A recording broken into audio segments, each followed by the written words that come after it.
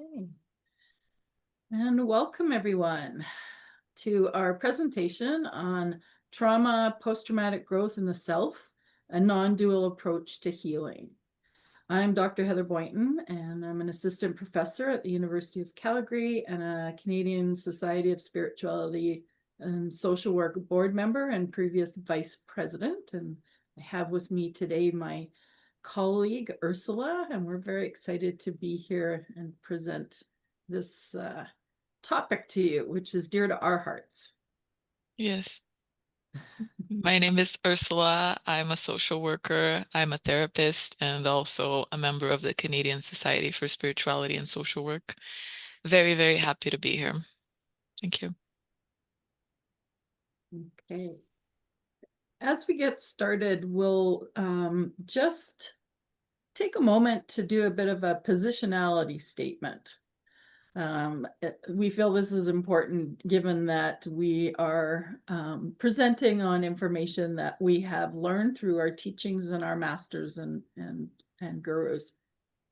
So just so you know who I am, so I was brought up in Toronto by a Catholic father and a Protestant mother who had moved away from their religious traditions of their families and who decided to let myself and my siblings decide on our own spiritual beliefs. And so I grew up in this multicultural neighborhood in Toronto and attended different churches with friends of various denominations and synagogues. Um, and I explored in my adult life, I moved to Thunder Bay, so explored a lot of Indigenous teachings in this area, and then dove into learning about Ayurveda and the chakra system. I became a yoga enthusiast, and I'm also a certified feng shui practitioner and a Reiki practitioner. So I bring all this sort of Eastern knowledge that I've been learning and Indigenous knowledge together. I'm also becoming certified as an embodied yoga life coach based on Kundalini yoga. And so I've done a lot of teachings and readings on things like the Kabbalah, Hinduism, Taoism, Buddhism. I attended a Buddhist temple in Edmonton for a while. And so I integrate a lot of the perspectives and understandings of this interconnectedness, the unity. And it's really been evolving my understanding of this non-dual philosophy. And I'm studying Advaita Vedantic teachings under an Indian master whose lineage is in the Himalayas, Master Tulsi Sen. I've been working with him for the past few years. And then I've been really exploring this spiritual dimension of social work over the last 3 decades and how this comes into counseling. And because it emerged very early in my career working with children and families, that spirituality was really important. And so I feel that it needs to also be integrated into curriculum. So that's what I've been working on as well. I'll pass over to Ursula to position herself. Thanks. Thank you. Thank you, Heather. So I was born in Rio in Brazil, and I was brought up in a religion called, it's not very well known, it's called Church of World Messianity. It's like a Japanese religion. It's not very common, but oh, sorry. Switch slides there. But despite taking us to church, my parents have always been spiritual seekers and always encouraged this exploration in our household for me and my brother. So we've been to Buddhist temples, Spiritist churches together. I don't know if you know of this religion, Spiritism. It's a famous religion in Brazil. We even attended ayahuasca ceremonies together. And as an adult, I joined a traditional Afro-Brazilian religion called Umbanda, in which I served as a channeling medium for 2 years before I moved to Canada. And in 2019, I had a serious mental health crisis, and I found a book called The Science of Mind, which kind of officially introduced me to non-duality. And there was something that felt very different than any other spiritual teaching that deeply, deeply resonated with me about non-duality, which is still a mystery to me, but has completely changed my life. And it continues to. And then after that, I met my spiritual teacher. His name is Francis Lucille. And nowadays as I said earlier, I work as a therapist. I work at an agency supporting adult survivors of childhood sexual abuse. And I'm grateful to be able to have also a private practice in which I can support spiritual seekers who are looking to integrate their experience of awakening into everyday life. And as we continue, we'd like to also take a moment to do a land honoring, a land acknowledgement. And if you'd like, if you feel like it, just take a moment to reflect on what it means to you to honor the land. I feel like often when we do these land acknowledgements and land honorings, they can be so mechanical and kind of soulless. But I like to reflect on what does it really mean when I say that that's what I'm doing, honoring the land. For me, it means a few things. First, is to pay homage to our ancestors. So, as for myself, I acknowledge that I live in Treaty One territory, which is the homeland of the Anishinaabe, Cree people, Oji-Cree, Dene, and Dakota peoples, and the homeland of the Métis Nation. To me, land honoring also means to have the humility to listen and to try to understand Indigenous ways of knowing and understanding reality. It means to recognize that my body consists of the same elements found in the earth. So what I do to the earth, I do to my body. And to remember that the land is not inert matter, but it's alive. It's alive. Heather, would you like to share something about what it means for you to honor the land? Mhm. Yeah, so today I'm speaking from the traditional lands of the Anishinaabe people, signatory to the Robinson Superior Treaty of 1850. And I recognize also the contributions of the Métis people in this area. And the land has been really important to me in my spiritual life journey.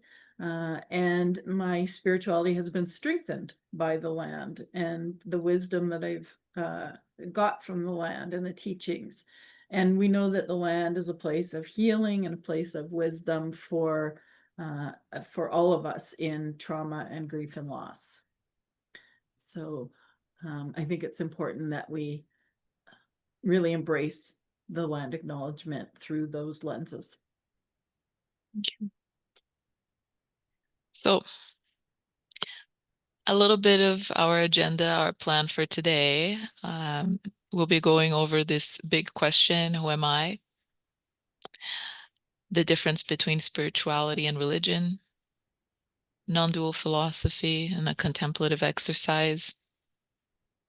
And then Heather will share a little bit about her research about the interconnectedness of trauma and spirituality, spiritual needs, meaning making, post-traumatic growth, and then end with a little bit of a reflection about what it means to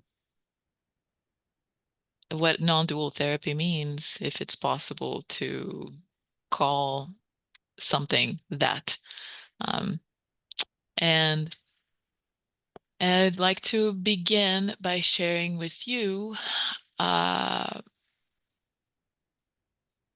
video called I'm Always I. It's a video, it's a children's book by a philosopher named Rupert Spira.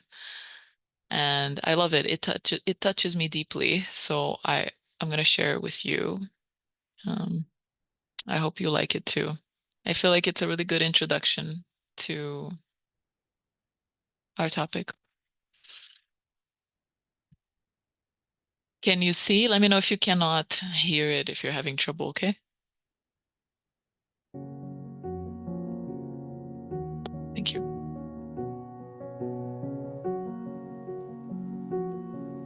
I am not always happy. I don't always feel free. I am not always lonely, but I am always me. I am not always naughty. I don't often feel shy. I am not always hungry, but I am always I. I am not always sleepy. I don't often cry. I'm not always messy, but I am always I.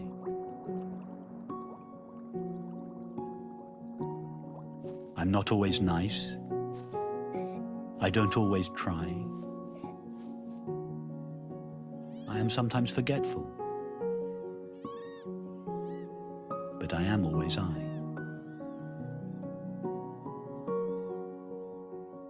Once I was 2. For a while I was 3. I am not always 4, but I am always me. Sometimes I'm lazy, but I don't ever lie. I am not always cheerful, but I am always I. I'm not always right, but I do what I can. I may not be perfect, but I am what I am. Everything changes. So what can I be? I cannot be anything, but I am always me.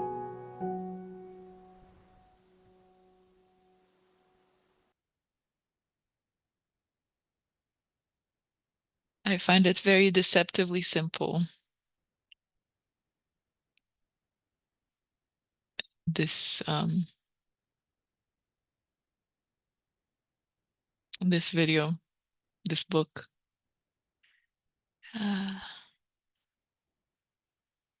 Okay. Now over to you, Heather. Okay. So, who am I? Humans of all ages ponder some of these big questions in life. Who am I? Why am I here? What is my purpose?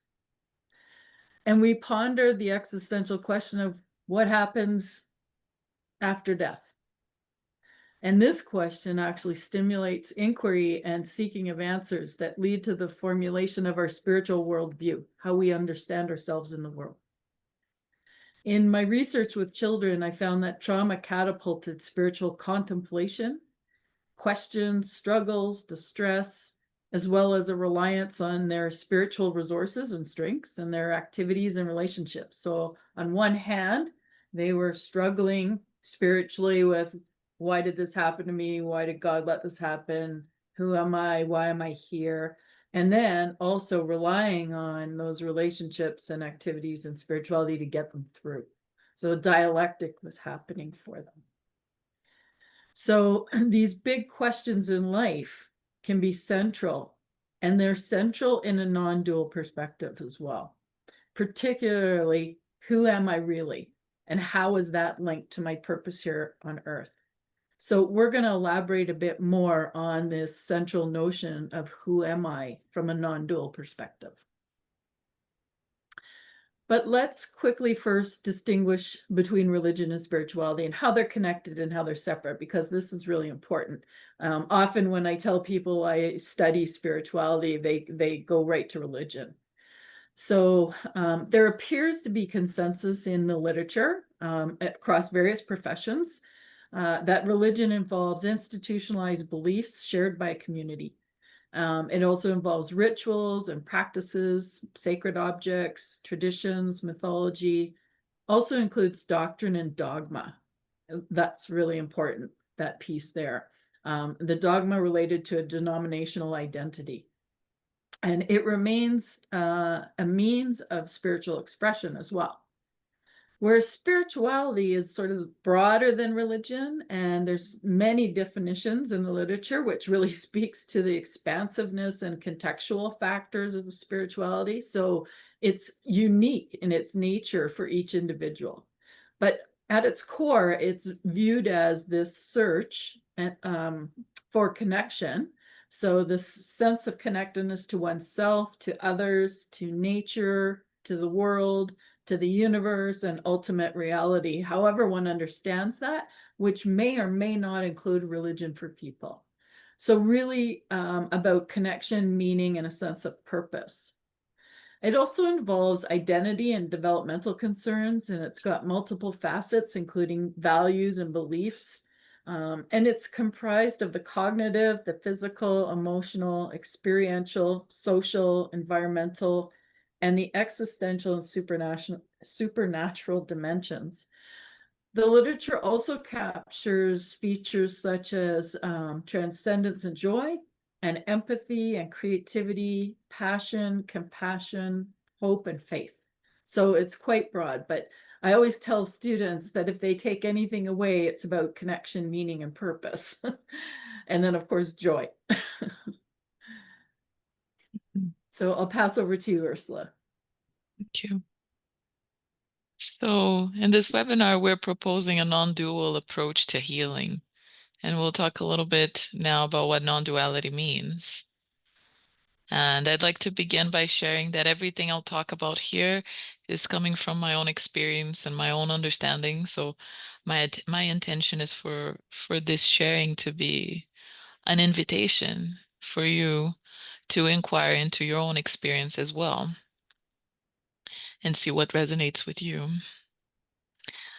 So non-duality is the understanding of the fundamental absence of separation in the universe.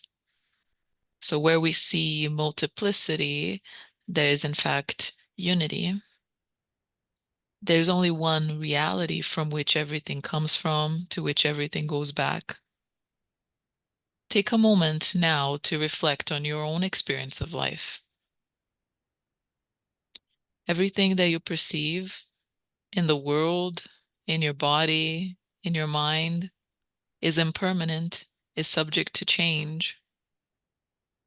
But you know intuitively that there is something permanent to your experience, which is precisely the one who experiences your beingness, you. And it's not possible to grasp what that is in the same way that we can grasp stuff like a chocolate bar, but you absolutely know that you are real. You know that with 100% certainty, that perceiving is happening, that you're not faking hearing my words right now. So you know that you are absolutely real in a different way than the things that you perceive are real. We know that we are conscious through kind of a different channel than the one through which we know everything else. It's an immediate knowing, an immediate direct channel. It's as if I ask you, are you conscious? You're of course going to say yes, but if I ask you how do you know that you're conscious? There's no explanation for it. It's just an immediate knowing, right? So even if we take for there to be a spiritual realm and a material realm or multiple dimensions or aliens or all, even if we grant that that's the case, they are all known by the same awareness that you are. The awareness is what makes any experience possible. Without awareness, nothing is possible. So we can come to this absolutely extraordinary discovery that the source of everything that we experience is our real self. So the apparently ordinary consciousness that's hearing these words right now is the source of everything. It creates everything that we can see, that we can touch, that we can feel. And this discovery is what Buddhists call nirvana, what Christian mystics call the kingdom of God. And my guru, Francis Lucille, he simply calls it happiness. It's the discovery of absolute happiness and freedom, independent from anything that happens. It's the freedom of consciousness knowing itself.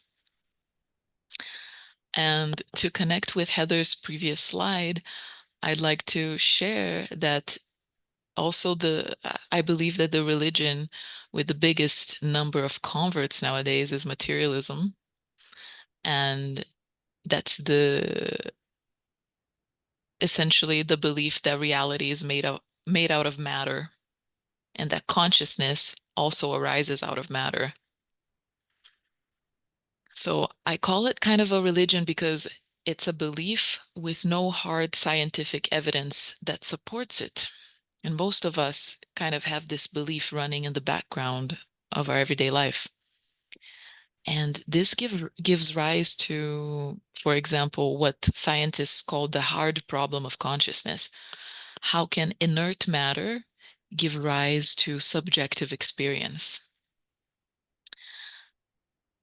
It's, people go on all kinds of rabbit holes trying to solve this, but it's impossible. It's impossible to solve it, because to solve it, we need to have the humility to admit that we don't know. We have no idea. And that consciousness will always be a mystery in a sense.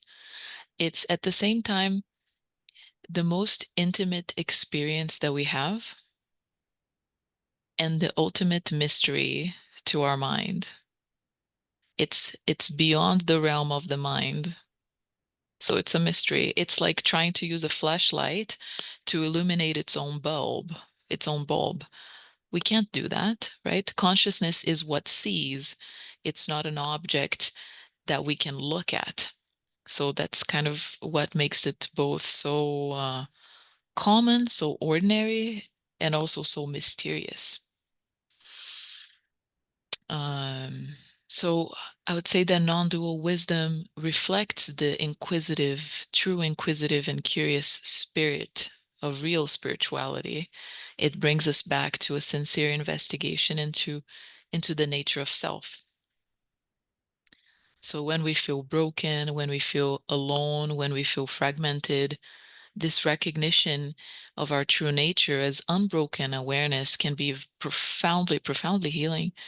It's not about bypassing pain, but discovering the deeper ground that holds everything,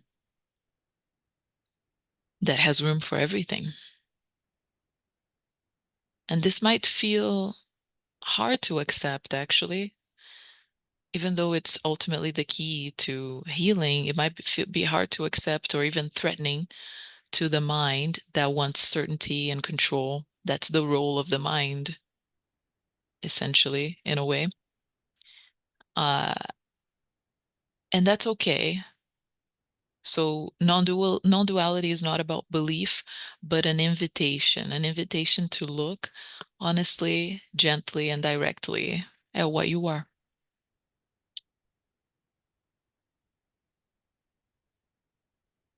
So as Ursula said, we're inviting you sort of to explore your own experience and understanding of what is true. So let's explore different lenses of truth.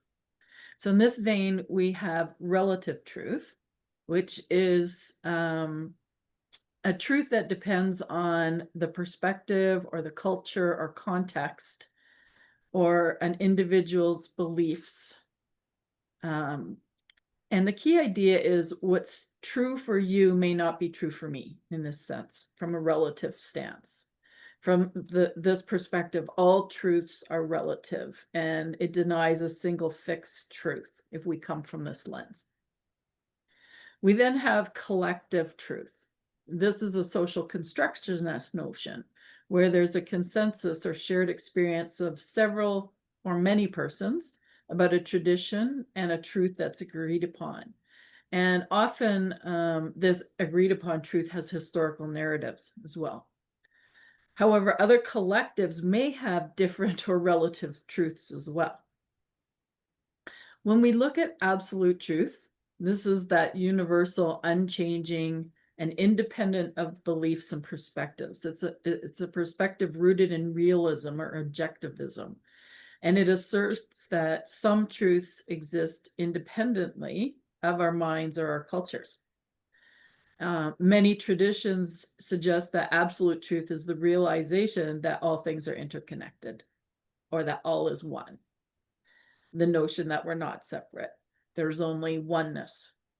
This is a tenet of many philosophical and religious and traditional perspectives.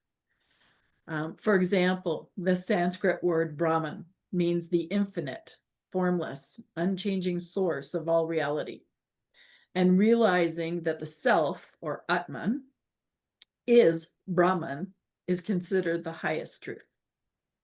So as we look at Buddhism, this is known as sunyata, or emptiness, or nirvana. Christianity relates this to God. In Islam, we have Allah, and in Taoism, it's the Tao. So it's across many different belief systems, right? So this notion of absolute truth is often seen as a spiritual realization of enlightenment, that it's something to be discovered. And absolute truth is everything and no thing. So what is no thing? Well, no thing is a state or source beyond form, beyond concepts, beyond duality. It's that formless ground of being, before thought, before form, before subject or object. So no thing is the source of all things. And no thing is a wordless, formless reality that's beneath all things, beyond our identity, beyond our mind, beyond time. So realizing no thing often marks a shift from our egoic identity, so I am this person, this body, these roles, to a deeper awareness of I am, without content. My master Tulsi Sen, in his book, Ancient Secrets of Success, conveys that the universe is created out of no thing. Matter is energy and no thing. And consciousness is no thing. So thinking and feeling create vibrations, and consciousness creates reality. And in psychology, Carl Jung discussed the subconscious and the collective consciousness, and the self, with capital S, which is an aspect of absolute truth, which is everything and no thing. Over to you, Ursula. Okay. So when I say I, what do I mean? What do I really mean when I use this pronoun? My body, my mind, my feelings, my consciousness. In everyday life, we can use this pronoun to refer to any of these in our interactions with people. But deep down, when you use that word, what does it really mean to you? Who are you in the deepest sense, underneath the roles you play, underneath your personal history?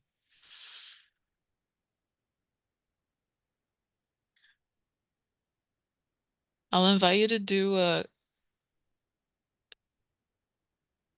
little bit of a contemplative exercise with me if you'd like to experiment inquiring into this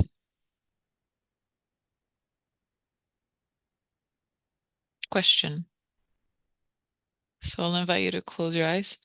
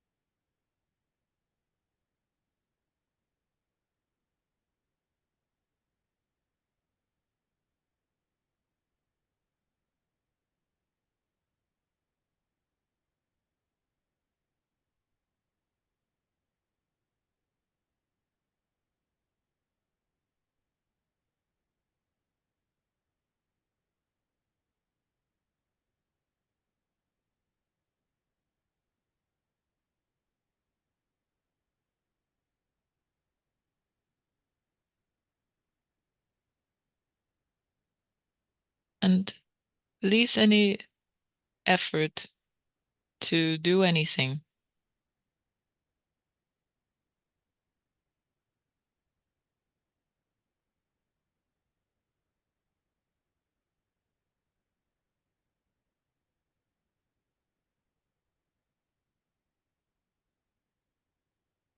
To realize anything or to understand anything.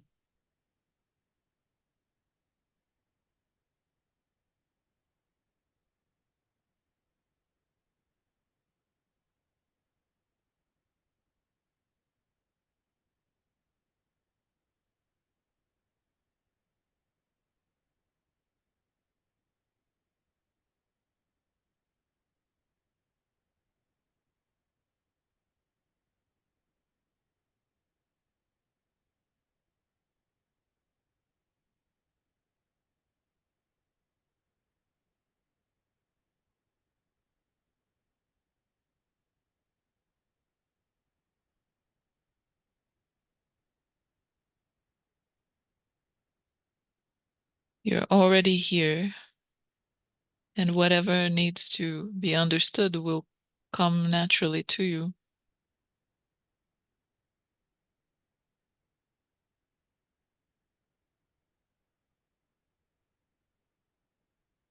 Just notice everything that's appearing to you.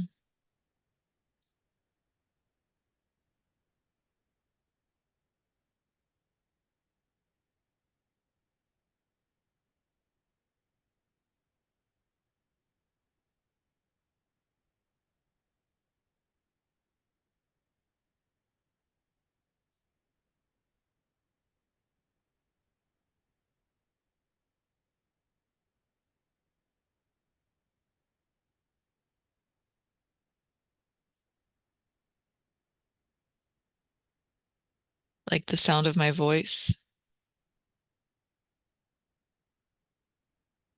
Any other sounds that you may hear in your space.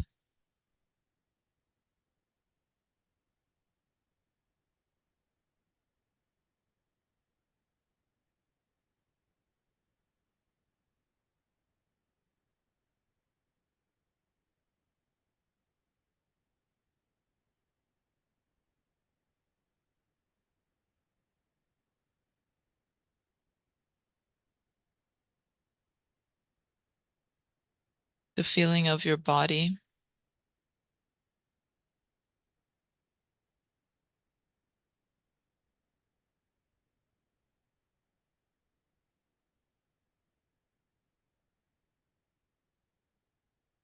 Notice how your body is kind of appearing to you right now as a mental representation.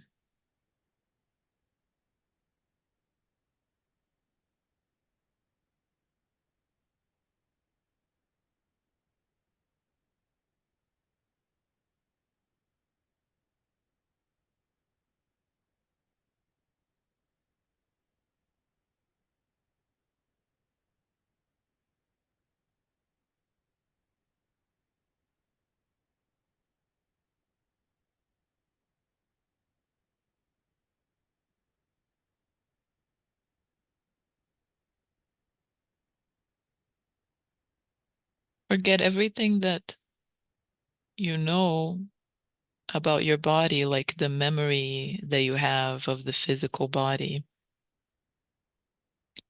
and allow for the body to present itself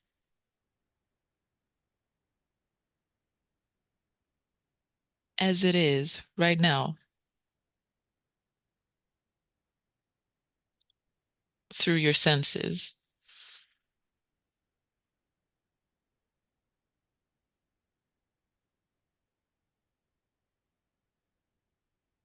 So this experience of the body, notice that it somehow doesn't really share the same boundaries of the physical body. It doesn't have to. because all you notice are sensations, sensations appearing in space, in this vast space of your awareness.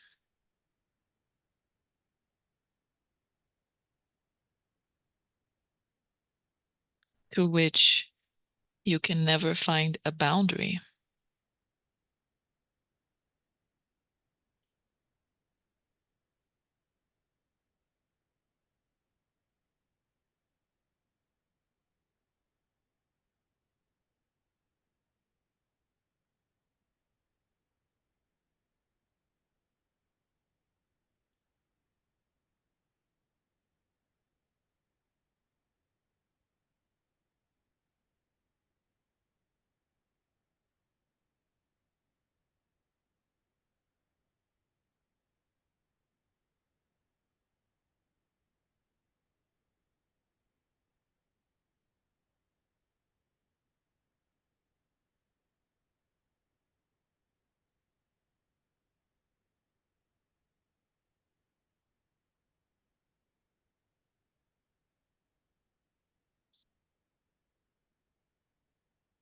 Notice how these sensations of your body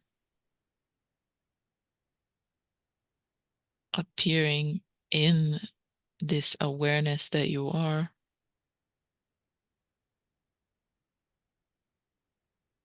come to you absolutely effortlessly. There's nothing that you need to do to make them happen.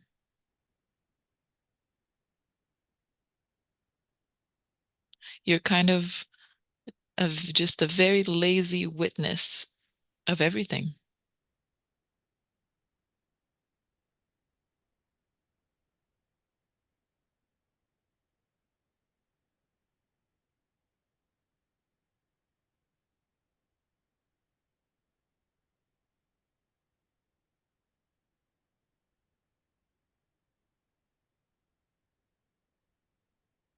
And the sound of my voice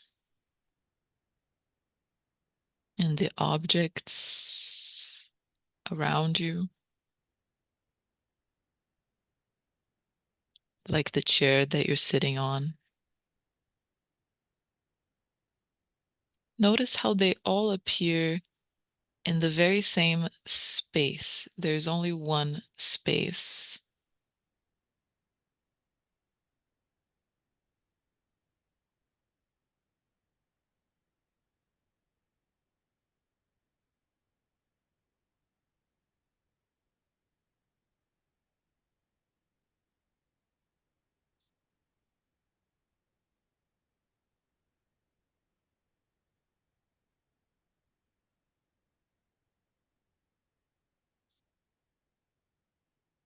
Thank you.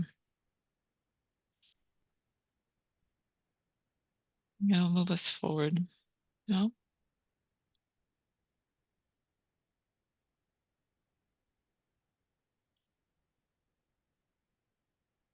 Thank you, Ursula. So these deep contemplative exercises can help us to understand who we are Mm.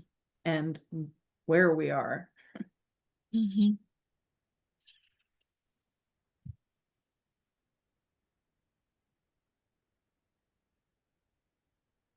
Which is nowhere. And everywhere. so, so essentially, this separate person, this separate self, a lot of us believe to be, is essentially not true. It's just a constellation of thoughts, feelings, and bodily sensations that appear in the unbounded space of awareness, which is our real self. So there's no separate doer, no separate thinker. This may sound really strange or even disorienting at first, but just consider, what if you have never actually been the one thinking your thoughts? What if thoughts just arise, just like sounds or sensations, in the presence that you are? So this realization doesn't need to be a big enlightenment moment somewhere far away.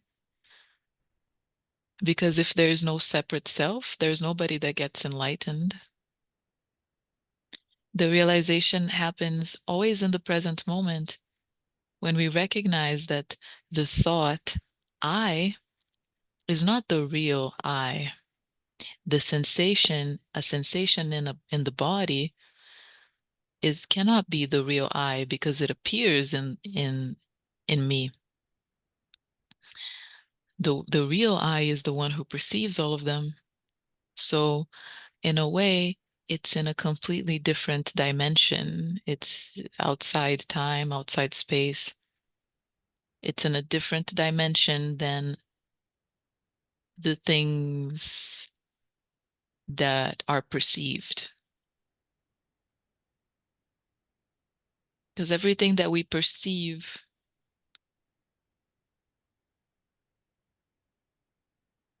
there seems to be an element of time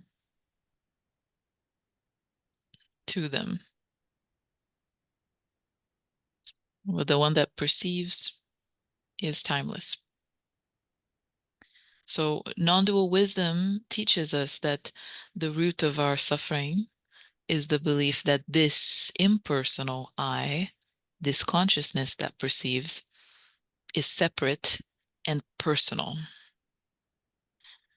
So this belief that consciousness is personal means to identify consciousness with its content, with something perceived. And we've all had moments, maybe in nature or in deep rest or with loved ones where we felt like we weren't doing life, we weren't striving, but we were just being. And these moments can be glimpses into the deeper reality that we are not the doer, but we are the presence in which life unfolds. And in non-dual traditions, this forgetting of our true nature is called avidya, and it's kind of a spiritual amnesia. It's the root of a lot of suffering because it causes us to believe that we are alone, that we are broken, that we are incomplete.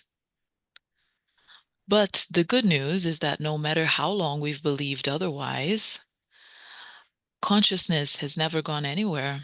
It's always here, it's always now, quiet, open, welcoming, aware, waiting for us.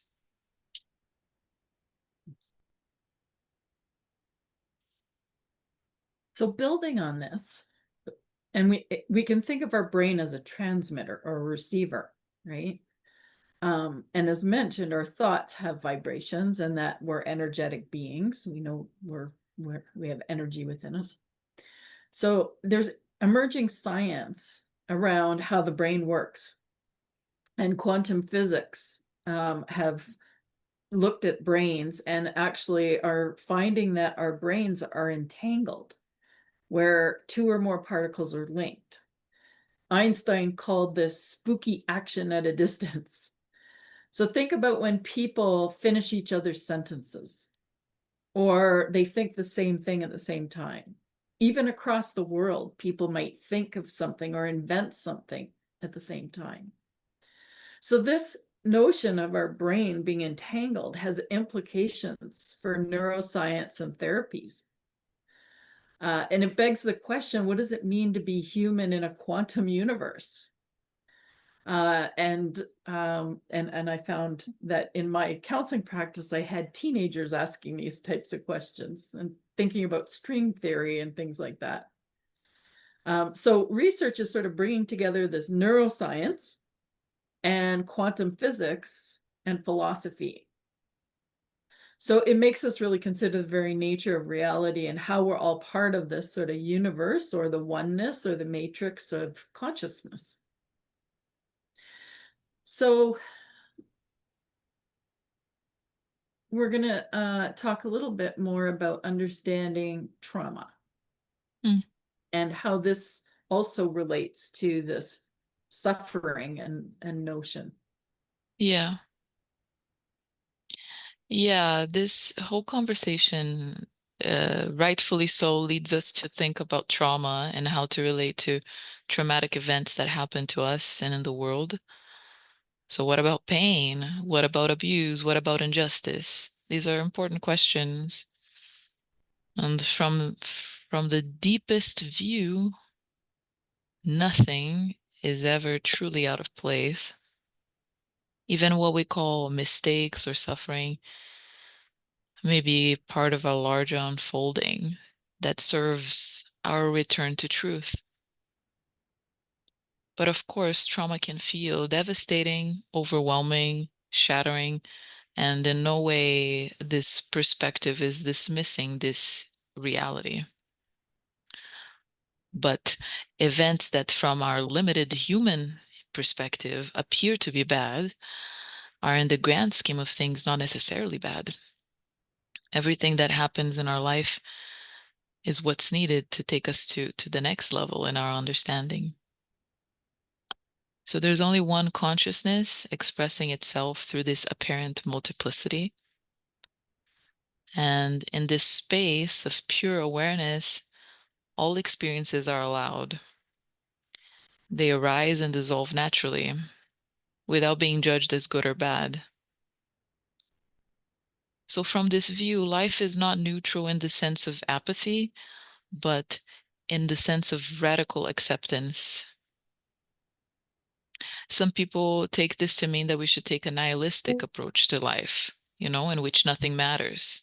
But it's actually quite the opposite, in my opinion, because when we recognize that all beings are expressions of one consciousness, when we stand for love, it's not separate from truth. It's actually how truth loves itself, how the universe loves itself.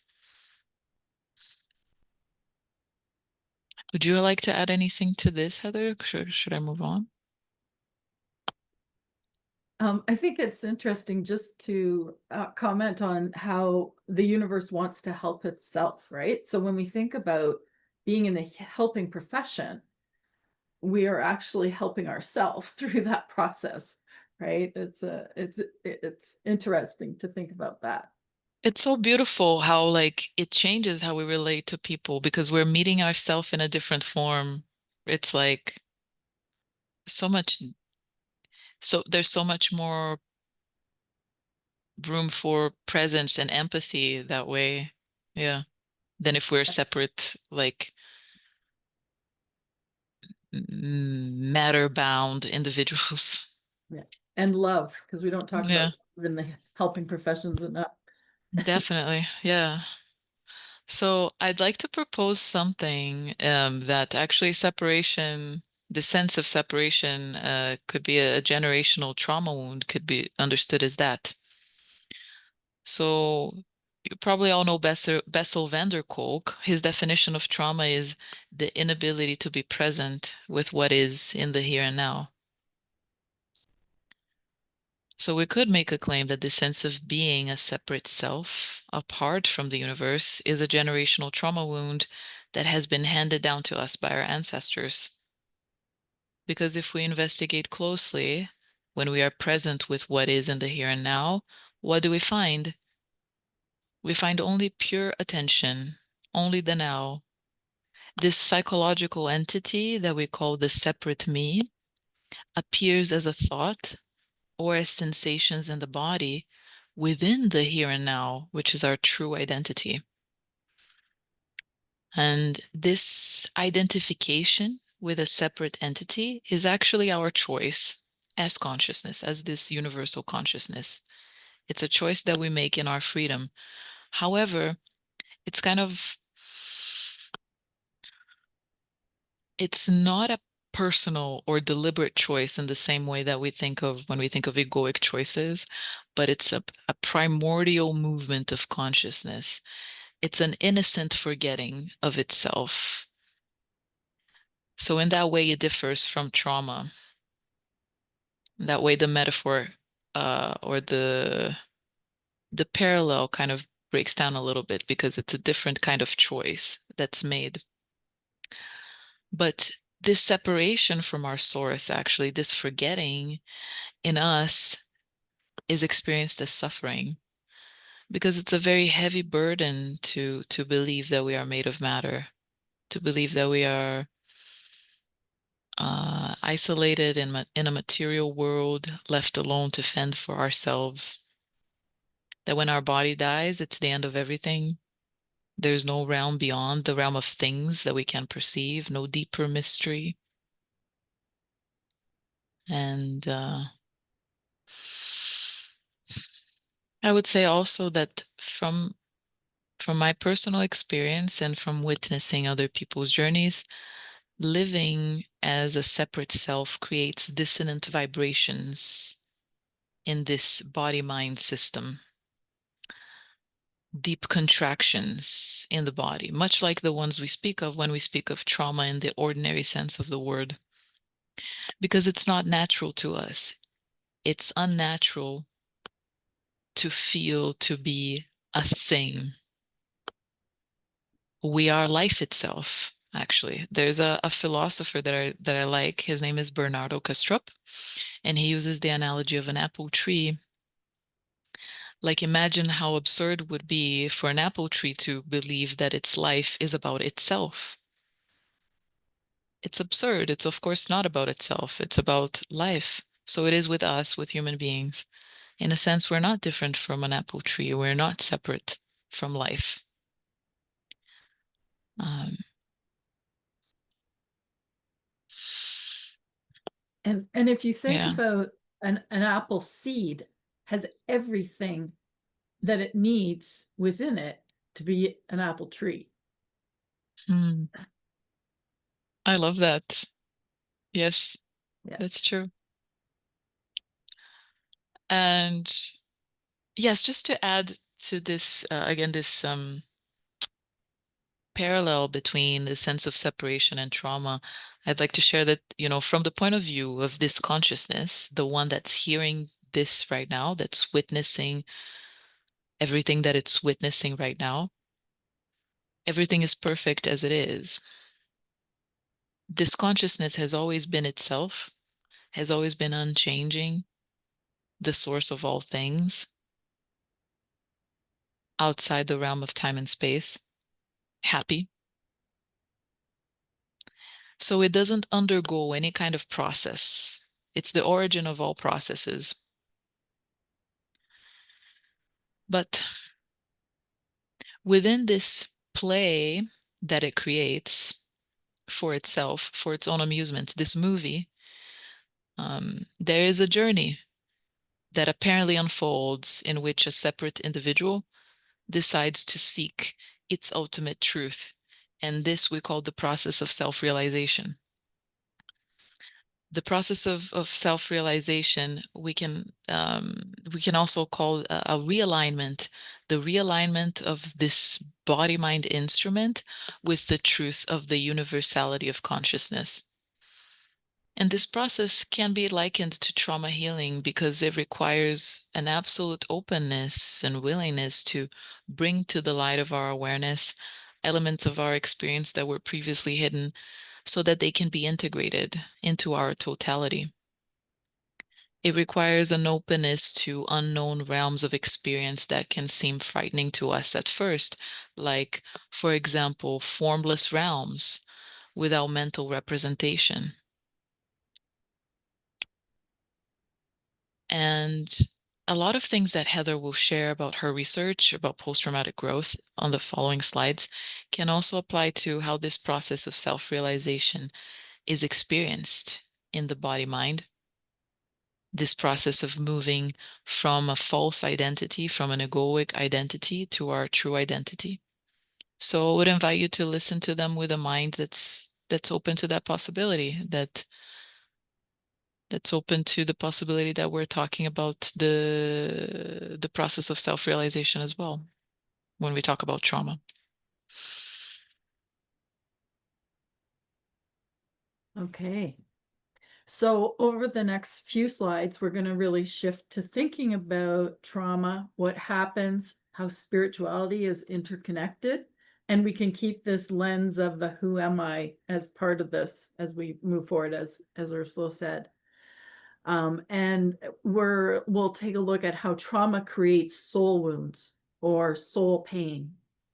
How trauma hits us at our very core. It impacts our identity and understanding of the world from a relative lens, and a physical level as well as a spiritual one. And trauma experiences often require deep meaning making.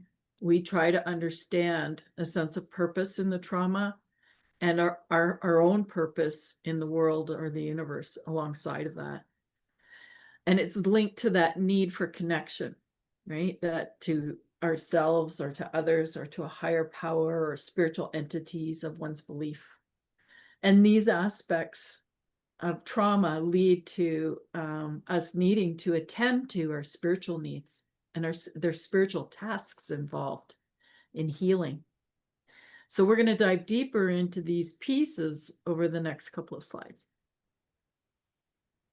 So let's first take a look at various life experiences that can crop up that create trauma, or traumatic events, and how spiritual struggles and distress can really manifest across the lifespan. So this, I've noticed this happen for children, adolescents, and adults in my practice. So Adig wrote about trauma and related how trauma can really disrupt our sense of rootedness, our sense of normality, and creating soul pain and suffering and spiritual pain. These pain-based behaviors or soul wounds that we often see when people are engaged in things like self-harm or substance abuse or things like that. These are pain-based behaviors, and they can result in a wide range of presentations when the pain is so deep and unbearable that we need to engage in activities or even high-risk behaviors, things that will help us to have a withdrawal sense from the trauma, or we might engage in things like trying to isolate, or we might even get into things like gaming or social media as distraction from this, from the soul pain. So, and addictions and self-harm and suicidal ideation are really rooted often in this soul pain. Common examples from my experience in my own practice where spiritual struggles and distress and crises arose are listed on this slide. So things like illnesses, accidents, diagnoses, things that were life impacting to one's identity or their way of being in the world. Grief and loss often stimulated ponderings on mortality, what happens after death, as we mentioned. And I found that many of the teens that I worked with that had suicidal ideation were really having spiritual hopelessness or even a loss of faith or to carry on, and were in real deep spiritual despair. Teens who had experienced pregnancy or birth, they had distress over sexual encounters before marriage, or in the case of abortion, I counseled a number of teens who were really struggling with extreme strife over killing another soul. So this deep-rooted pain. And children and youth and adults have spiritual struggles around social justice issues and fairness and equality issues. I also found a lot of youth were experiencing eco-spiritual distress, things like climate change and global disasters and the loss of trees. And we've seen this emerge in the media with youth like Greta Thunberg and Autumn Peltier. So many individuals have these spiritual struggles, and often they're associated as well with abuse. They might be struggling with issues of forgiveness, and what that means, feeling like they can't forgive the perpetrator or a higher power or even themselves. So I found at the deep core of traumas were these spiritually related concerns that required attention. And what I came to know as deep transcendent meaning making was a process that had to happen as well. Now let's look on the next slide at some of the deeper spiritual distress and struggles, how they can manifest even at a deeper level, right? So trauma can create the spiritual disconnection or ruptures in attachments. It may manifest in interpersonal struggles, or even intrapersonal within. And spiritual relationships and ruptures can occur that include feelings of maybe being punished or abandoned or being betrayed by God or a higher power.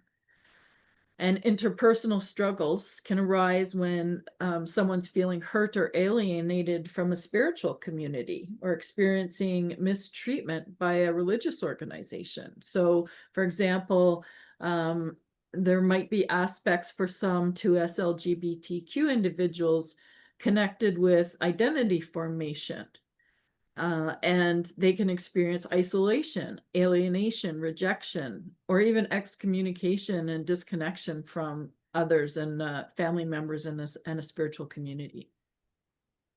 One of my students, Emma DeVink, did her master's thesis on women encountering spiritual distress in evangelical religious communities in British Columbia, and found that they had to reformulate their spiritual worldview, which was described by them as a traumatic experience to go through this process, and then to try to have an authentic, integrated spirituality that resonated for them was a real process. I found in many instances that youth were encountering these struggles and trying to sort these things out by themselves. I also found youth that were formulating their own unique spirituality and beliefs that differed from their parents and family members or peers. So think about that. Like, how do you support a youth through their spiritual development process when it's not in alignment with their family or their community? It's not an easy process, and one in which counselors typically don't receive training for, and ethical issues arise. So there's a lot of things we need to think about. Children and youth might be experiencing demonic or evil struggles, where they feel the issues or illnesses they're experiencing are caused by the devil or evil spirits or curses. And this can be rooted in cultural teachings. And we find this across the world. They could also be sorting out moral issues of what's right and what's wrong and what they value. And then youth, I found, also were often struggling when they felt they'd committed a sin. So struggles with ultimate meaning, or what I call existential angst, often crop up. And it's interesting because children as young as 8 in my research are wondering about deep philosophical concerns and reality aspects. Talking about quantum physics, multiple realities, reincarnation, all kinds of different things cropped up in my practice that I had to deal with and had to address in the moment. And so there's these large questions about, whether their life holds meaning in the vast spectrum of the universe and ultimate reality. So this trauma stimulates often, it sparks and catapults us to spiritual reflection and rumination and a need for meaning making and reconstruction and transcendent meaning making. So there is research also outside of my own research that demonstrates that children also have spiritual experiences in daily life and amidst trauma and after trauma. There's things like outer body experiences during sexual abuse, being visited by angels or a higher power, or seeing and feeling and hearing deceased family members or friends. I had many youth that came into my practice and were talking about seeing or hearing things. And so these spiritual distresses and struggles, are occurring on one hand, while at the same time, they're relying on their spiritual strengths and resiliencies and resources. And so trauma, grief, and loss stimulates this, and brings this need for us to create spiritual safety in care, right? So in supporting individuals, we need to create safer spaces for spirituality to emerge in dialogue and to be addressed non-judgmentally. So we can ask questions such as, can you tell me about your spirituality, and how has your situation affected you religiously or spiritually? Like, are you having distress at the same time you're having a reliance on your strengths, right? So these are really important factors for those of us in the health and helping professions to ask anyone at any age. And I think it also opens the door when we do that to support a reorienting process for more positive spirituality to be facilitated and for post-traumatic growth to be facilitated. I'm going to talk about that in a minute. It also will allow us to understand whether or not we might need to refer them for more in-depth spiritual care and where our competencies lie, right? And how can we support them, but also where is the line of our scope of practice, right? When do we need to refer on? We also need to be cognizant, if we are referring on, that we're not actually going to also impose harm. So for example, we would not want to have someone referred to a religious leader if the religion is causing some harm. We might have to have a more neutral person in spiritual care to address those things so that we're not exacerbating any distress. Okay, so on the next slide, we talk about how spiritual distress often manifests in these various ways, right? So bringing forth some of these deep spiritual needs. So the attachment disruptions might interfere with our natural ability to, be creative or playful or to imagine new possibilities even. And trauma dismantles our construction of the world. We have this sort of stable knowledge of what the world looks like. And yet trauma sort of shatters that, as Ursula said earlier.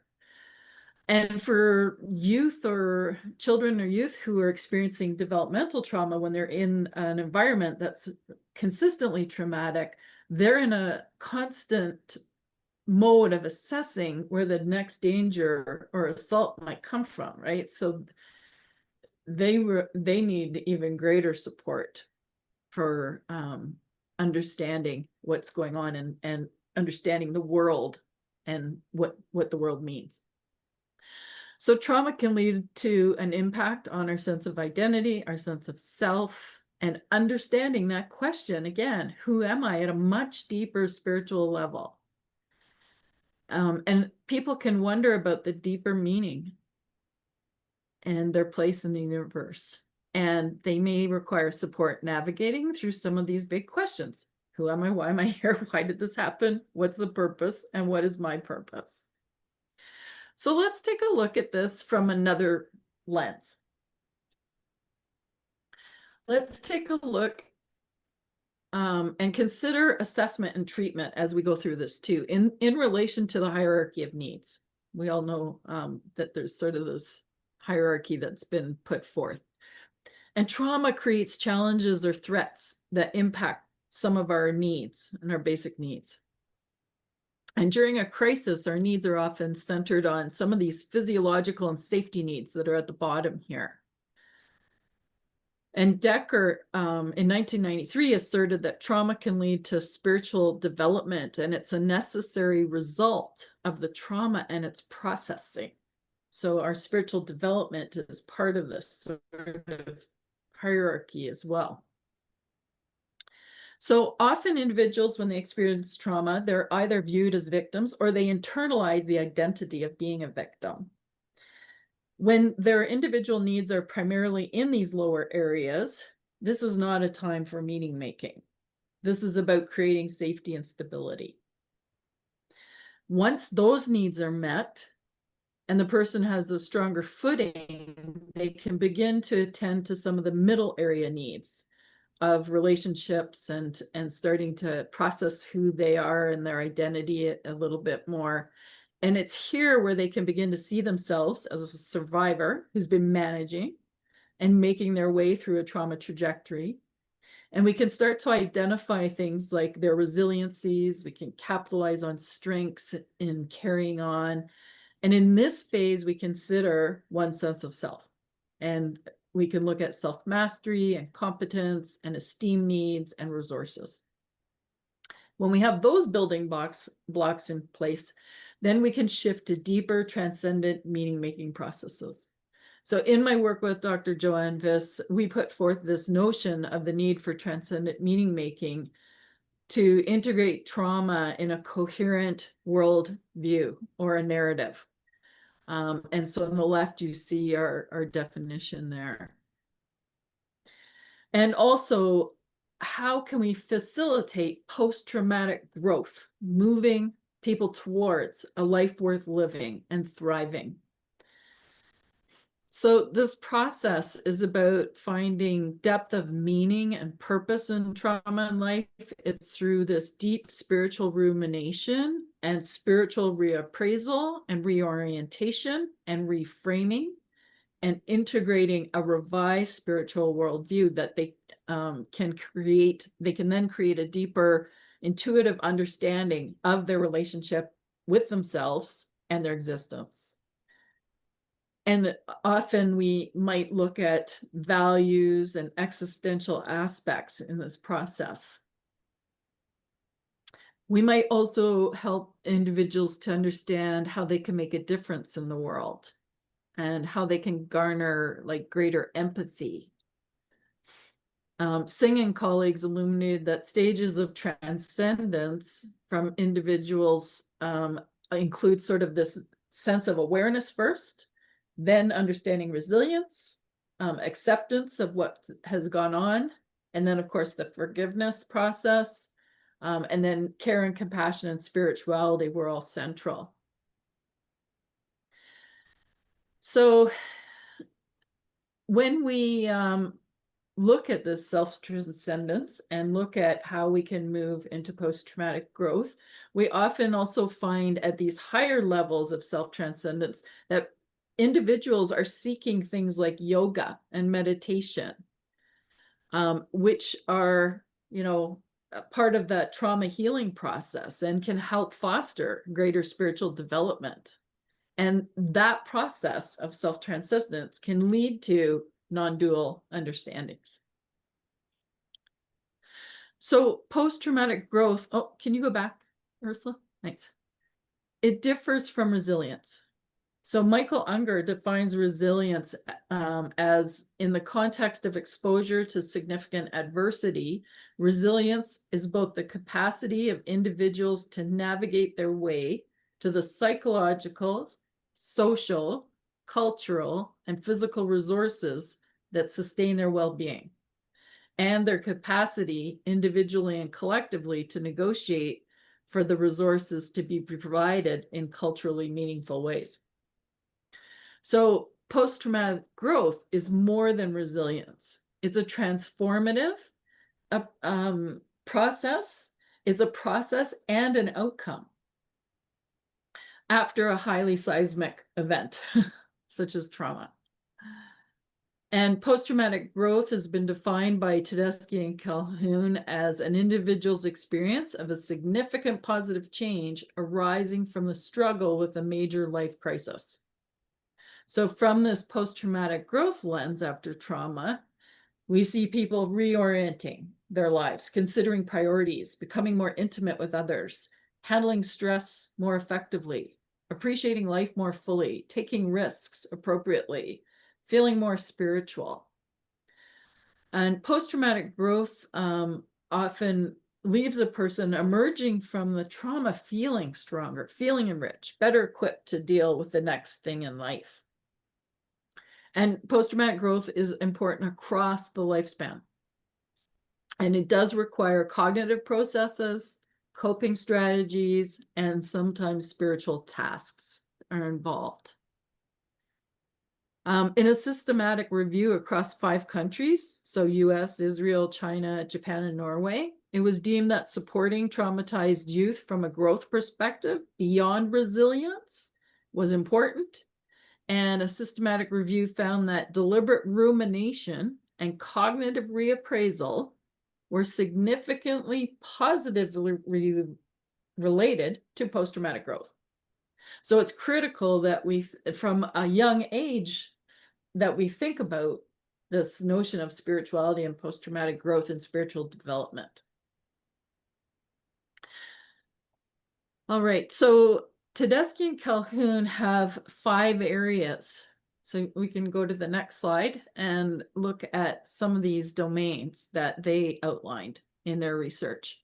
So the first domain of personal strengths describes how individuals draw upon and come to recognize and rely on their own personal strengths, and they come to have a renewed sense of self-perception. So that's sort of that middle area of the Maslow's hierarchy, if you think about that. And they can think about their own strengths and fortitude and ability to cope and manage and persevere in the face of vulnerability. They might experience feelings of self-assurance and self-reliance. They might embrace the unpredictability of life, and also come to see a broader perspective of themselves and experiences. There's often increases in their competency beliefs as well. So if we can focus on their innate gifts, right? Their talents, their skills and abilities, like what we come into life with are our gifts, right? Helping them to identify these helps to increase their reservoirs of inner strength, and even look at some maybe untapped capacities that can help with redefining their sense of identity and mastery. Next, we have individuals find, oh, no, still same slide, sorry.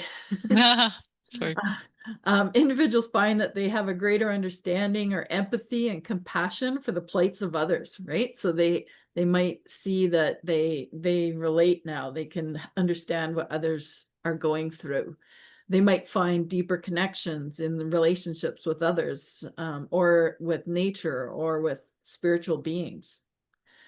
And they might evaluate relationships and seek out those that are more supportive and nurturing. So taking stock, we saw this during COVID, people taking stock of where do I want to spend my time and who with, and what do I want to spend my time doing, right? And often this is related to values. We often will seek out more authentic and intimate sort of relationships, where there's heartfelt sharing and understanding. So there's this sort of recognition of the transformative power of relationships and deep connections that can occur for people in post-traumatic growth. And thirdly, individuals might find they're appreciating life more fully. They might recognize their own mortality, and that stimulates a need for reevaluating their priorities in life. And they might be engaged in activities that they really, again, are finding more meaningful and fulfilling. And they might be looking for things that bring more peace and joy, experiences that they might cherish, and become more mindful of what they're spending their time on. In the fourth domain, individuals are seen to open up to new possibilities in life. So you might find them taking up new hobbies or activities, or enrolling in self-help or educational programs. They might be considering their dreams and aspirations and goals and who they want to become and what would make life more worth living. So a shift in redefining themselves and their interests, and seek out and pursue new directions and opportunities. So that leads us to the fifth domain, which is the existential and spiritual change that can occur. So Tedeschi and Calhoun said that this was a domain that really involved existential rumination and questioning and challenging one's beliefs, reorienting one's spiritual worldview, worldview, or what I called transcendent meaning making. And I really feel that this spirituality is rooted in all of these domains, but this one I think can be the most significant one that we could help to facilitate and help to support people in.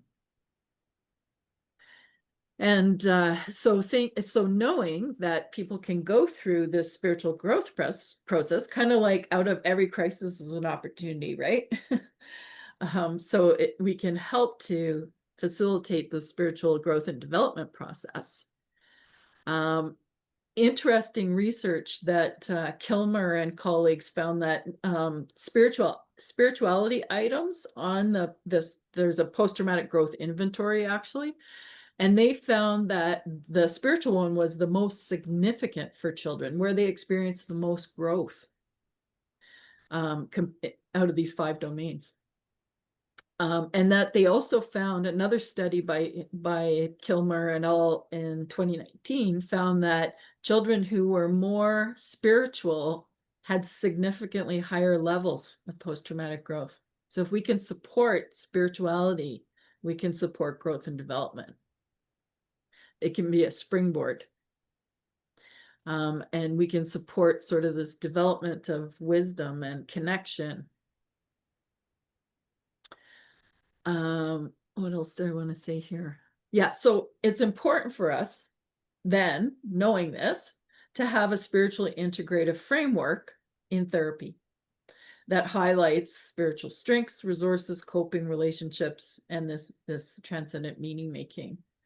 And to really have a spiritually and culturally and trauma sensitive practice approach. Now, many interventions and therapeutic modalities don't include attending to the spiritual strengths and resources of the person, or for the facilitation of strengthening their spiritual relationships. So we are seeing it emerge a little bit, and Ursula will talk about that a little bit later on. But let's go to the next slide, which Ursula will actually. This is the one. Sorry, I'm feeling a little hot here. So go ahead, Ursula, I'm passing it to you. Yeah, thank you, Heather.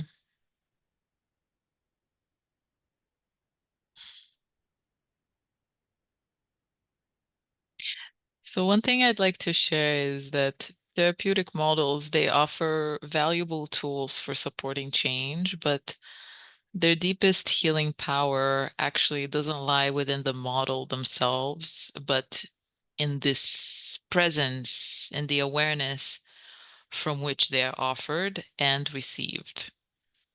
So the modalities that I named in this slide, they have their own, each have their own framing of self, of what the self is, that kind of point to this realm beyond the mind, without actually talking about a universal self.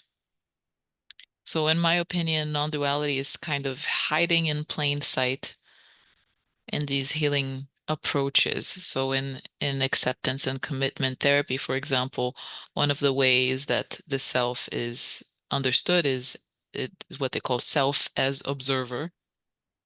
In IFS, the self is understood as our inner core, holding wisdom, compassion, healing energies. In somatic experiencing, the self is understood as the container of experience. So, as I said, non-duality is kind of hiding in plain sight in these approaches. It recognizes that healing actually comes from the self. It just doesn't explicitly take the leap in acknowledging that there is only one universal self that's doing everything.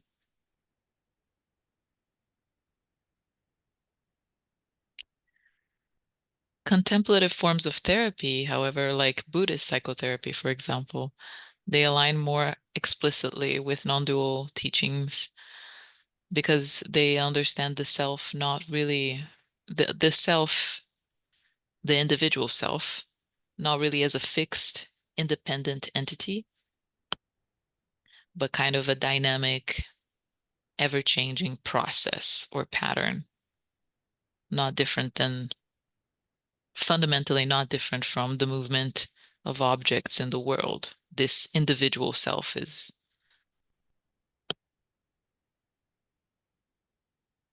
also part of the flow of perceptions. It's not really real, absolutely real in that sense. So it's a collection of mental and physical experiences that give rise to this illusion of a permanent, separate individual self. There has been increasingly a lot of academic discussion about what it means to establish non-duality as its own form of therapeutic framework. Some people oppose it because non-duality isn't something that we can kind of bottle up and put a label on, or put in a textbook and call it a a modality, really, because it's alive. Non-duality is alive at every moment. It's what is, and cannot really be talked about. Yet here we are, kind of wrestling with this paradox. And another contention too about establishing non-duality as its own therapeutic framework, is that therapy usually has a specific goal. It has a specific outcome, whereas a non-dual realization leads us to live free from all goals, to realize the unity of everything. It's like everything becomes a dance of life, talking to itself, emptiness, talking to itself. So from a non-dual point of view, we're not really trying to fix what's broken. We're recognizing the wholeness that's already here. So change still happens, but not from striving or trying. It arises naturally as clarity returns. So some clients are naturally interested in spirituality and non-duality, others are not. And in my opinion, we don't need to approach non-duality as a topic with them, or do any kind of specific intervention directly related to that. But if we ourselves are interested in it, if we seek the truth of our own being in our life, then there will naturally be an internal shift as to how we relate to other people, how we relate to the world around us, which gets silently communicated to everyone, including the clients that we may work with.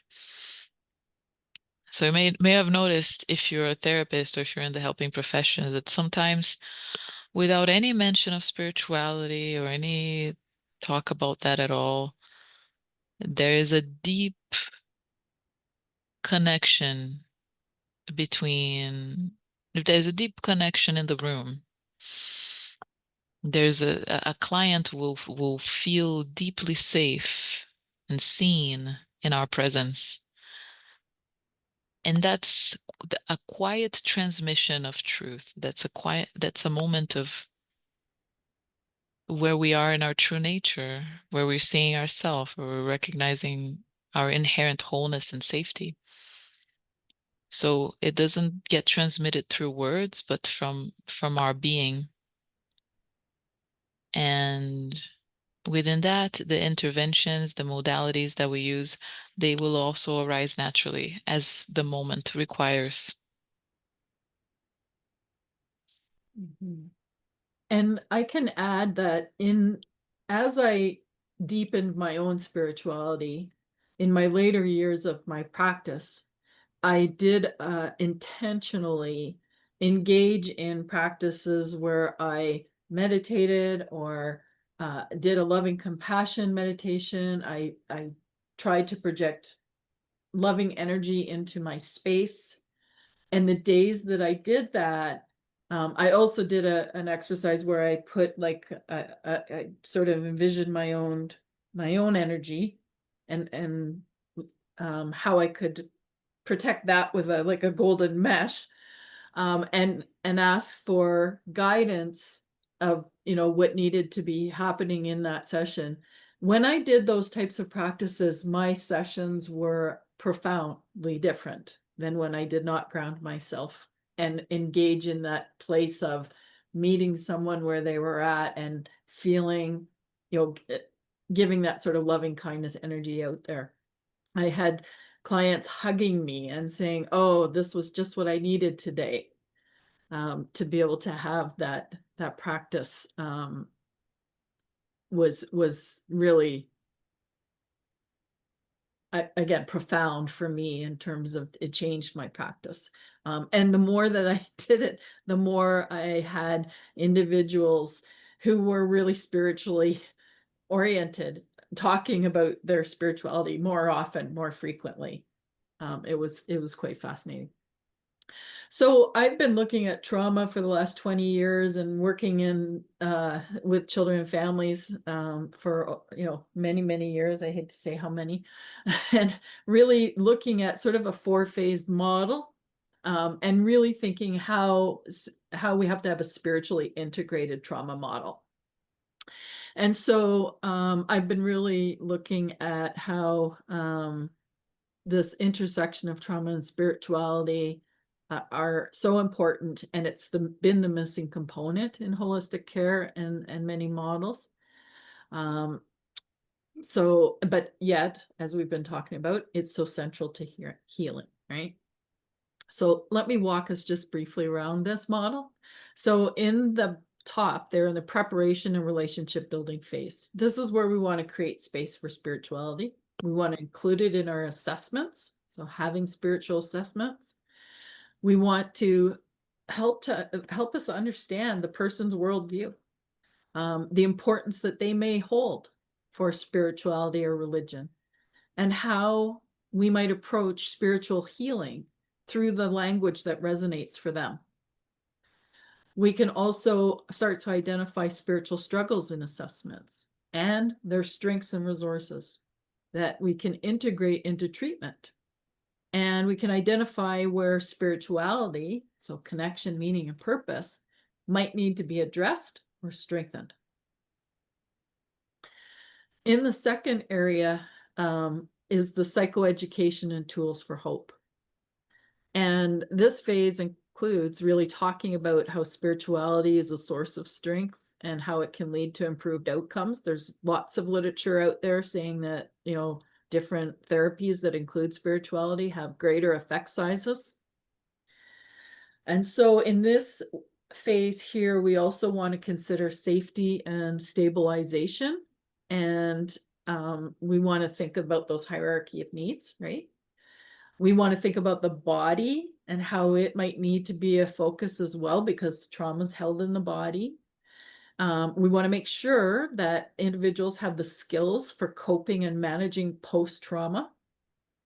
And we want them to develop an awareness of their interoception and what's going on in the body and their physiology. And breath work can be really important here. And it's linked to balancing a sense of self and one's breath, as we did in the contemplative exercise earlier as well. So psychoeducation around understanding their physiology and trauma responses and how they can garner the capacity to self-regulate is really important. And we can think about universal energy or chi or prana and how that moves through our lungs and through our body, and how our environment affects our energy. And we can really capitalize on some of the spiritual practices in sessions too. I often included rituals in my practice. Quite often, I created like a spiritual, for lack of a better word, altar that had all kinds of different spiritual objects on it. So little musical things and crystals and angel cards and oracle cards and things like that. And many of the youth actually really like to do one of those cards at the end of sessions, right? So you can get all kinds of different cards. You can get values cards or angel cards. or even tarot cards. I know some clinicians that are actually using that as, thinking about archetypes and how do you bring that into the work. You might also include spiritual activities such as creating vision boards, identifying mantras, or talking about spiritually symbolic objects, which are objects that help link us to someone maybe who's deceased or to a space and time, like maybe a camping trip. We have a rock from a place that, links us back there. These sort of spiritually symbolic objects can be really powerful. We might use mandalas for self-inquiry. So these are all what I call tools for hope, because they bring the individual and the therapist hope for healing and growth. And when an individual has a range of tools and supports for managing trauma symptoms, then we can shift into desensitization and reintegration process, which typically involves some type of therapy or processing of the trauma, right? So it might be trauma storytelling and narrative approaches. It might be processing, might be ACT or, internal family systems. We might use EMDR.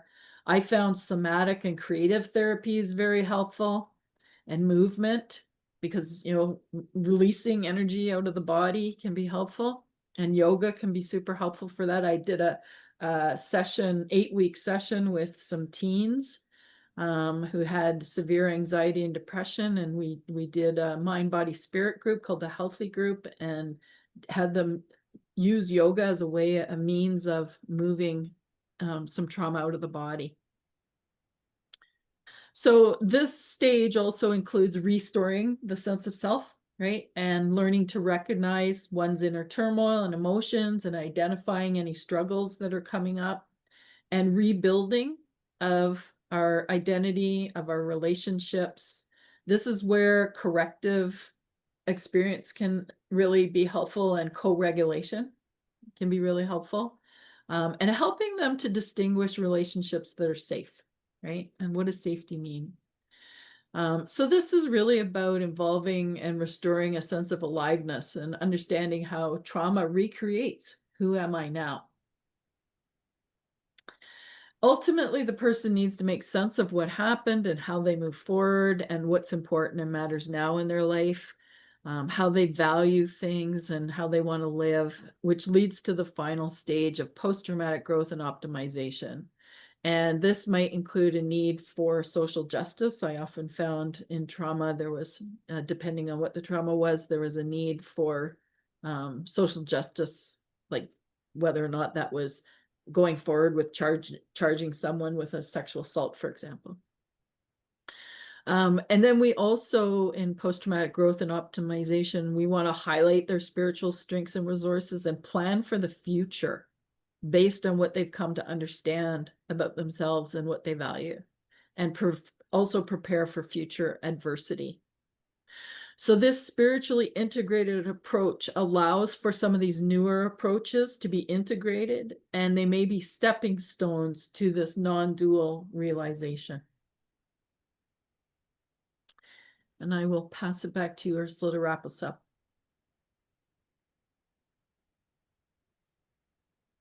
Thank you, Heather. I just had a few quotes to finish off.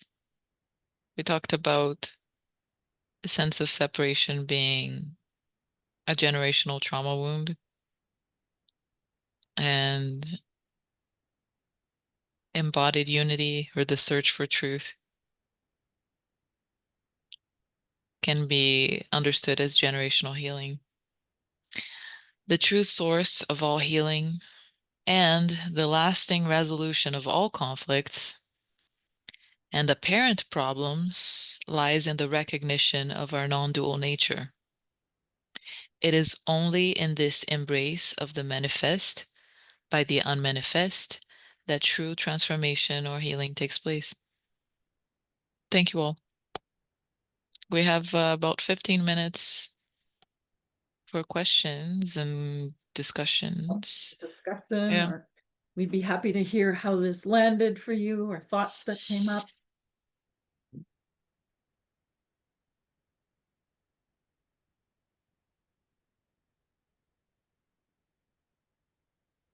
feel free to unmute or type in the chat. Hi. I wanted to, can you guys hear me? Mhm. Yes. Oh, okay. So I guess I've been kind of like just signing up for like a lot of different things, just learning about trauma and PTSD and different kinds of things like that. But I think like tonight, I don't know why tonight did it, but for some reason tonight, I feel like you guys touched on something that maybe I have been suppressing a lot of my feelings and just putting them in like that denial box. I'm like that. I'm gonna get up. I'm okay. Everything's fine. I'm going to school. I'm gonna get my degree. That, and everything is fine. But then I was sitting here with you tonight. It was as if like these were knocking on that box, Mm. unknowingly. And I'm like, wow, they're really. And I think when you said something about working and actually helping and healing your own self when you're working with other clients, that helps yourself too to become grounded and stuff like that. So that kind of, I don't know. I don't have a lot of feelings on it right now. The emotions just kind of running through me at the moment. I'm like, okay, but I'm really thankful about what I learned and was able to sit through it because I've had some differences of knowing like about yoga and it's scary and I was just told different things and I've been opening up that door a little bit recently just to um have experience in that world because it seems attractive to me, but yet I was told that I shouldn't be going near it because of my Christianity. So, Mm. Mhm. but yeah. So I'm grateful that you guys allowed me to be a part of this tonight and listen and learn. Thank you. Thank you, Kelly.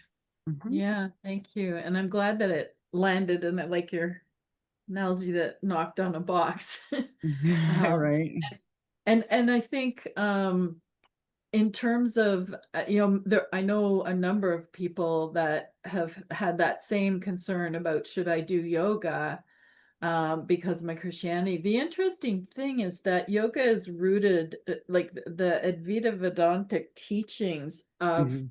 yoga are not, they're open to any religion, right? They're open to, it's a philosophy, right? As opposed to a religious base, which I think most people don't understand. And that's Mhm. why we have that sort of notion of, maybe we shouldn't do this, right? Yes. Yep. Um, Absolutely. yeah, so the roots of yoga are really a philosophy around this non-dual nature, right? And there's different types of yoga as well. And modern yoga has divorced itself often from the real roots, right? Being on a mat and being in, uh, becoming aware of yourself and your body and how what happens on the mat is similar to what happens in your life, right? So it's yoga is on and off the mat. It's not just the practice on the mat. It's not about poses per se. Right. Right. It's It's about about. understanding self, right? Mhm.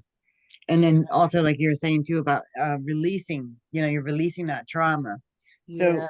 because our body holds that like the book, the body keeps the score. So, we're holding all of that in our body and in our nerves and everything, our tendons. And so Yeah. that yoga posing and stretching it is going to allow us to release, and just let some of that out and our body can just and Yeah. and that's for and I'm saying it to myself because I have a mat, I have an exercise ball, I have everything, and it's okay to get on the mat. It's okay, Kelly, you can get on the mat. And I mean it's not funny because it really was a fearful thing for me for the longest time. I was terrified. I was like, Yeah. I can't go around, I can't do that. But today I have a different, insight on that. So and because I've been signing up for these different webinars, getting more educated about it. So definitely, yeah, I'm Yeah. appreciative of the. I'm glad that I got to hear what I heard tonight and got to engage with you women, and it was nice, really nice. And even intuitively moving, like you don't, like yoga often is about, you know, it's like hold this pose. Well, sometimes we might hold a pose and we might, and that teaches us about perseverance, right? But Mm-hmm. sometimes we might just need to move intuitively in and out of that pose, right? And that's about the release. So Okay. Oh, I yeah, see. Yeah. yeah. Thanks. And maybe even somatic movement, you know, it can be really helpful in terms of release and movement as well. So just looking at the chat here. So the difference and similarities of spirit, consciousness, and awareness. That's a good question.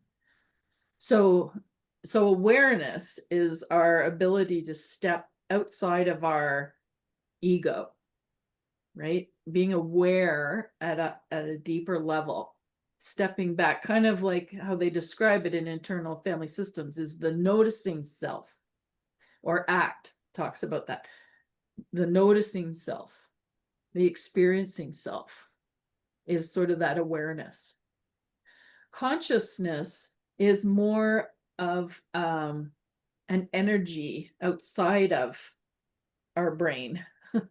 Like we're conscious in our brain, like we're conscious, we're aware, but when we go to a higher level of that noticing self or experiencing self, we can actually often, that's where we get intuition from. We get insights from consciousness. And spirit would be describing that, it depending on which lens you're coming from. Spirit is the notion of our connection as the oneness, the non-dual aspect. It would be spirit from this perspective. Is that answering your question? Yes, thank you, Heather. Okay, great. And then maybe I misheard, but you spoke about assessments around determining a client's spirituality, or rather their understanding of spirituality. Are there existing assessments that you or others have developed for the helping professions? I love that question because yes. So there's various ones in the literature. So the most known one is called the FICA model by Pachelski, who's a medical doctor in the States, who looked at different, asking clients different questions about their faith and whether they're involved in spiritual community, and whether they are they have particular activities or practices that they're involved in, and then also whether or not they want that included in their treatment. There's also a hope model. Harold Koenig did a CSI memo model. There's a spirit model. There's an SSOPP model that just emerged in the last few years. I, for social work, have developed one that's called I ACT. And I can send that out to people if they're interested. So let me just see if I can pull up a slide. I had it on a slide. Let's see if I can find it quickly.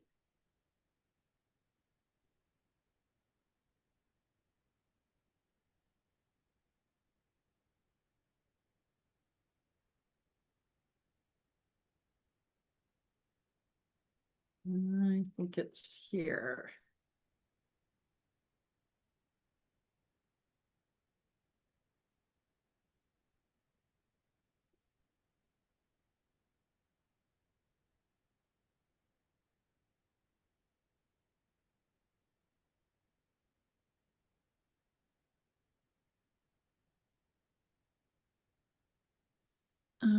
Sorry, it's just taking me a minute. While you're doing that, Heather, maybe I'll ask another question too. Is that in your experience or Ursula's experience or others, like if you're faced with a knowing of like a client or a person you're communicating with that is not a traditional spiritual person, Yeah. what are the strategies and methods to go about kind of integrating that into, like, I know they don't want to, but there's this kind of dialectic of like, that they're in need of it. So, but they're not there yet. So what kind of, I think you spoke to it earlier, but then Ursula, you talked about the non-dual approach, but I just wanted to get your perspective on that as well. Yeah, and this comes up a lot actually in my in the courses that I teach as well. I get asked this question. So if we think about the definition of spirituality, right? And if we think about connection, meaning making, and sense of purpose, then we can use that language. There's actually an article by David Hodge, who he wrote an article called Implicit Spirituality and how you can assess. So he would ask questions on the assessment without using spiritual language. So if they don't feel that's important, then he would say things like, what things bring you deep connection? Are there relationships that you feel are deeply, important and bring you that sense of connection? Or when was a time you felt deeply connected in nature? What things bring you a sense of purpose in life? So these are some of the questions that you can ask that don't necessarily say, are you spiritual, or what's your spiritual beliefs, or what spiritual activities do you engage in? You can come at it from the connection, meaning making, and sense of purpose. Right. Thank you. No problem. I'm having a hard time. Oh, this is it. Yeah, here it is. I found it. Yay.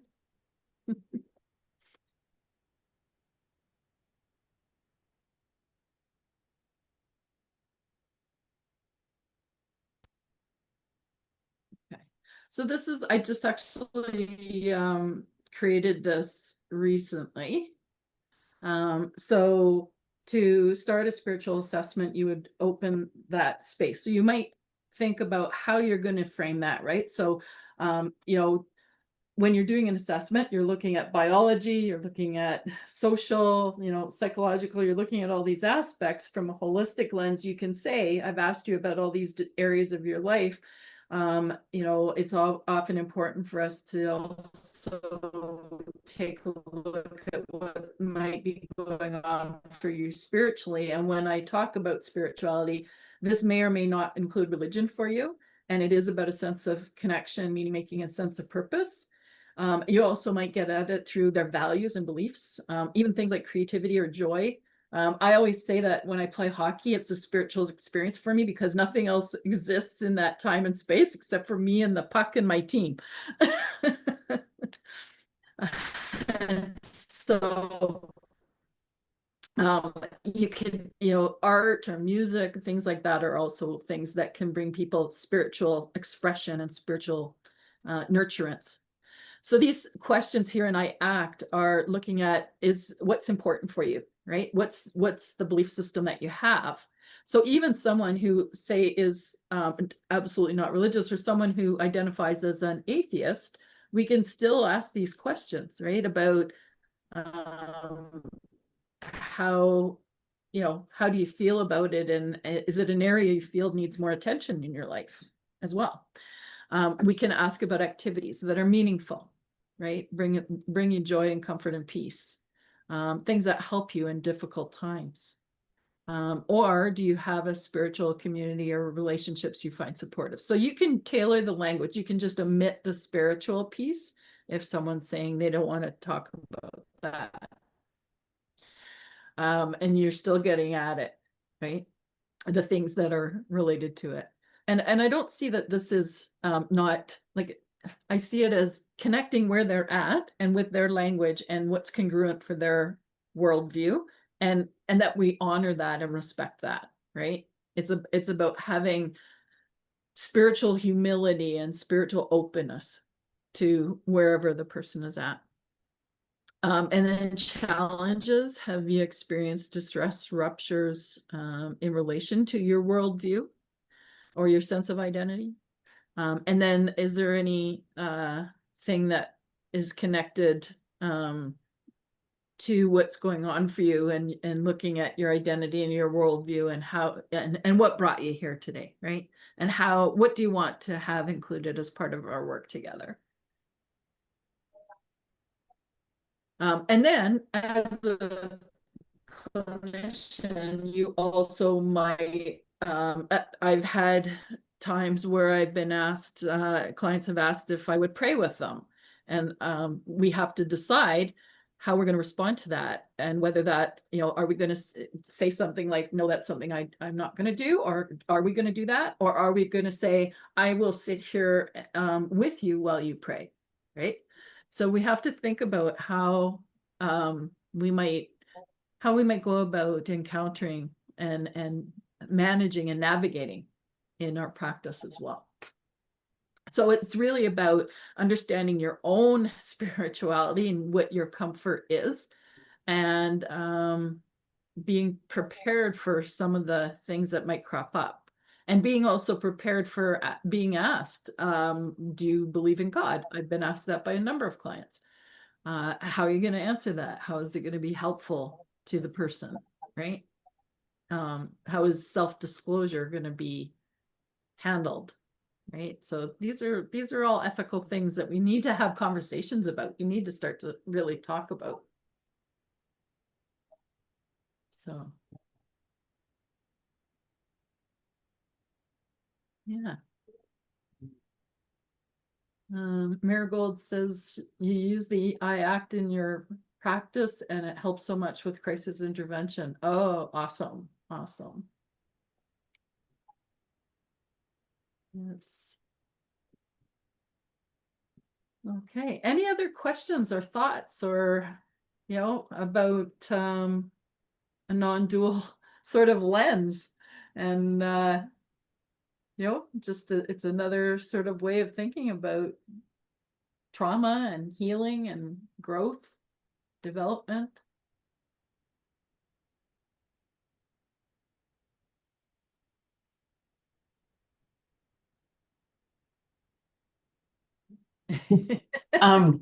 Ursula mentioned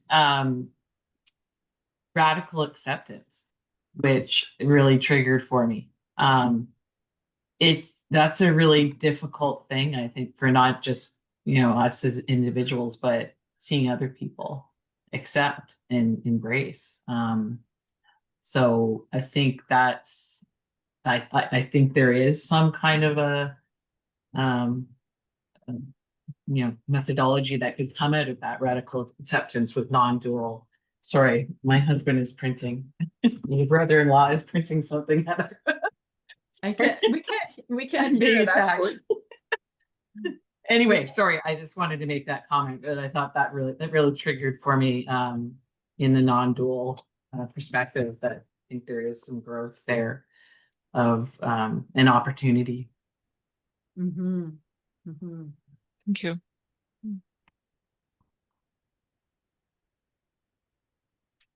Okay, well, I'm looking at the time and I know we're slightly over the time, but we're happy to stay on a little longer. I'm going to stop recording now.